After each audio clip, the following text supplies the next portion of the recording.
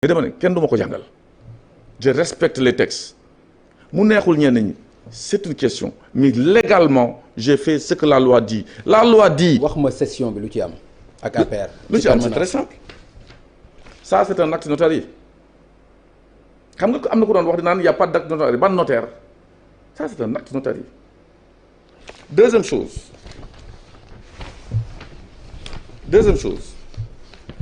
quand il y a vente il y a accord sur le prix et sur la chose loolu mooy vente en droit sur le prix. Ça c'est le chèque. dama lay war rek dama lay génne lépp wane ni parce que les gens disaient oui kenn fayu ko gars yi dañu ko jël gratuitement ça c'est un chèque de banque bu njëkk bi ñëw mi ngi nii déposé dans un compte de la société la banque dit oui nous l'avons reçu. mais est-ce que mën na am date yi. non mais am dama lay am date kooku. non date yi laa bëgg a am. non dama lay ne. écoutez ñi bëgg gis nga l'affaire au tribunal. maître. écoute-moi bien écoutez-moi chèque bi dama ne. date yi laa bëgg a am si vous. dama ne waaw. si vous voulez man ça me pose pas de problème mais dama ne. chèque bi kan moo ko def. 28 mars 2018. ok. notez. d'accord allez-y. à la BIS. ok. à la BIS pour être plus précis à la banque soo bëggee maintenant yow am nga peut-être moyen dem def enquête allez-y le faire à la BIS. la BIS l'a reçu le 29 mars 2018 avec seen cachet ni APR fay nañu premier chèque de banque 600 millions. ok.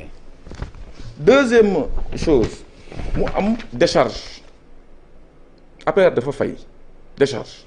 Troisième chose mooy deuxième chèque bi 178 millions mi ngi nii de la SG banque. quelle banque banque ma jox la date bi 18 attendez je vais vous donner la date exacte parce que je l'ai ici voilà 18 avril jëlal 18 avril 2018 et le 18 avril 2018 boobu ñu jotee chèque bi on l'a déposé le même jour sur le compte de la Société Générale mi ngi nii la Société Générale cachette ne reçu ce chèque 600 plus 178 ça fait combien 778. 178 il reste combien 220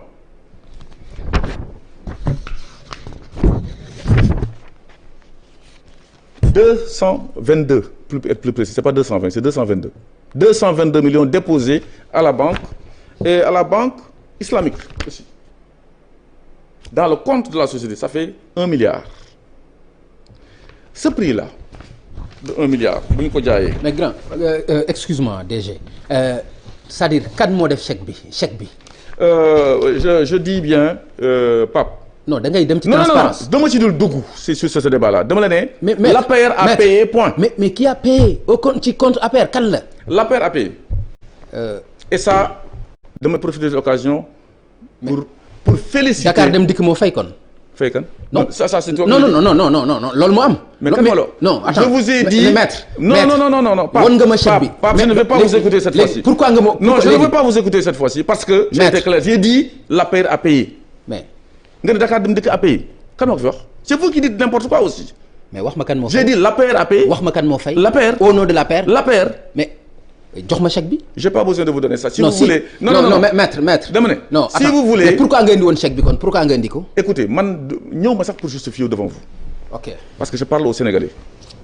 mais booy wax ak ñoom est-ce que xam nga li nga leen wax dafa war a leer. dama ne ñoom xam nañ ni si personne n'a attaqué Moussa Diop mais est-ce que xam nga boo ma joxee chèque bi mu gën a leer ci ñoom. mais écoutez mi ngi leer na ci ñëpp. non chèque bi boo ma ko joxee cette affaire là est devant. waaw la justice pour quelqu'un qui a parlé. ba mu waxee. l'APR a payé. non attendez ce que j'ai dit yow ngay naan Dem Dikk a payé non li ma wax Sénégalais yi dégg nañu ko l'APR a payé son terrain Diamond Bank a payé son terrain les Chinois ont payé le terrain oui c'est problème. d'accord alors léegi ñu jàpp ni nanguwuloo ma wax kan moo fay au nom de l'APR. j'ai pas besoin de vous le dire ku ñemee na ma yóbbu tribunal moo xam kan moo fay déggoo ma de. waaw mais kon ku mu neex mën nga jàpp ni Dakar Dem Dikk moo fay. si vous voulez. d'accord. alors Dakar Dem naka lay. non attendez Pape il faut qu'on soit le juriste sur ce plateau c'est moi c'est pas vous êtes journaliste vous voulez creuser vous voulez investiguer c'est votre droit dama ne je suis clair l'APR a payé son terrain comme Diamond et tout le monde et personne n'a attaqué aujourd'hui Moussa Diop sur ça si vous voulez jouer à ce jeu ça ne marche pas avec moi ku ñeme na ma attaqué. non non.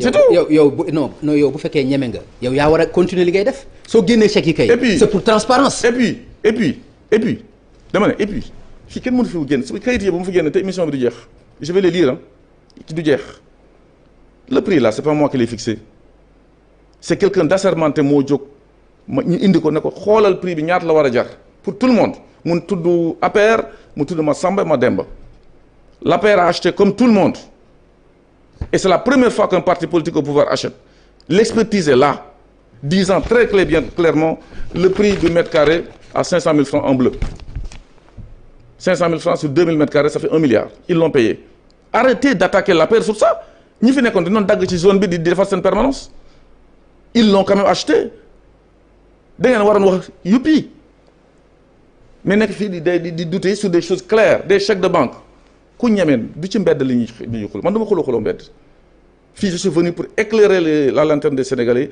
te d'ailleurs éclairer woon na nit ñi di coow yëpp nañu dem saisir gis nga loolu mooy civilisation juridique dans une démocratie mais naan ne nañ ko xëpp ndoxu jën bi nañuy wax nii na supposé mais les gens bavardent mais boo leen yóbbee ci tribunal ñuy baalu kii nga xam ni moo def erreur sax ba def waxam boobu le maire de Mermoz Sacré-Cœur dafa ne ça ne prend pas beaucoup de temps pour porter plainte Moussa Diop bu sañoon ne porter plainte contre moi li ma wax il ne le fera pas je lui ai mis une plainte une citation directe mu daw première audience demande renvoi boo saagee nit wax diffamation war nga nekk prêt aussi dem wuy ji deuxième fois mu demande renvoi troisième fois renvoi le magistrat a dit le 24 bi novembre nga ñëw nga bañ a ñëw l'affaire va se tenir pourtant chaque audience je suis présent daw ma lii yëpp dama koy yóbbu foofu donc loolu mooy dëgg mais nekk ci mbedd bi di sànnante sur des choses man gëmuma loolu quoi. d'accord il faut que alors ñu delloo est-ce que le même prix bi APR jëndee moom la chinois yi jëndee moom la Diamond jëndee. gis nga c'est le même prix je vous sors d'abord aussi jënd bi nga xam ne moom la chinois yi jënd session Chine je vois que ça vous intéresse au lieu de parler de les réalisations ñu def Dakar Dem Dikk mi ngi nii avec le reçu bi nga xam ni original le chèque aussi mi ngi nii ils ont acheté 3000 mètres carrés. À combien? mais à ce prix. mais à combien? Et je pense le montant que expertise bi lu mu wax loolu la ñu jëndee. waaw mais je l'ai dit 500 000 francs le mètre carré. waaw session bi nga xam ni également Diamond Bank def na ko mi ngi nii. donc ñoom 1 milliard 500 la ñu war a jëndee. écoutez man je suis très clair dama la ne. waaw mais non clair kay demal ci montant yi. demal mi ngi nii. waaw. troisième session. waaw. Diamond Bank. waaw. l'acte de cession par voie notariée mi ngi nii c'est même pas le même notaire pour vous dire. boobu ñu demee ci kii j'ai préféré mettre le papier de la banque. wan nañu kii ils l'ont versé dans le compte de Dakar Dem Dikk. ils ont payé comme tout le monde. alors il est le problème vous avez un problème avec l'APR moi j'ai pas de problème pour ça. j'ai respecté toutes les procédures mooy lan société anonyme Dakar Dem Dikk c'est le conseil d'administration qui décide qui autorise s'ils autorisent keneen mënu ci dara après les formalités qui viennent c'est le domaine. maître après l'expertise et aussi le paiement. maître xam nga li nga wax dégg naa ko 1 milliard la APR jëndee. ah dëgg la de ba léegi muy chinois yi.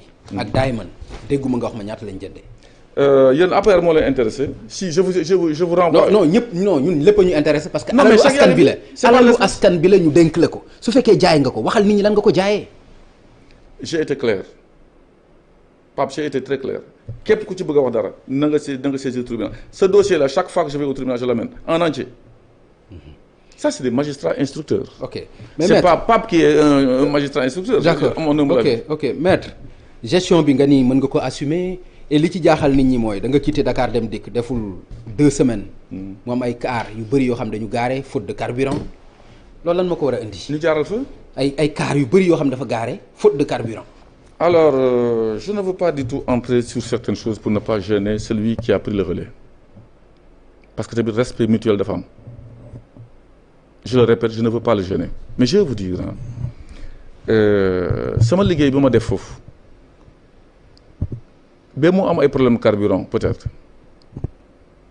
c'était un marché non c'est un marché qui a eu lieu parce que 3 ans yu nekk il faut renouveler et je profite de l'occasion pour t'informer que s'il y a marché à Dem Dikk man maa ko fi indi marché parce que amul woon marché c'était du gré à gré boobu moo gën a dense da ngay dugg génn ñu jox la sa marché nga dem man ba ma ñëwee 2014 c'est moi qui ai organisé la compétition DAO la de c'est une compétition objective entre des gens et surtout des mastodontes du pétrole qui gagné woon en 2017 muy la société Total maa signé après que commission bi réunir indépendante nga xam ne ministère yëpp ñu ngi fa ministère des finances mi ngi représenté ministère infrastructure ñu ngi représenté wu ci biir boobu ministre defee cette affaire ñu ne kii moo nekk ci kanam kii moo nekk ci ginnaaw man j'ai regardé et je l'ai entériné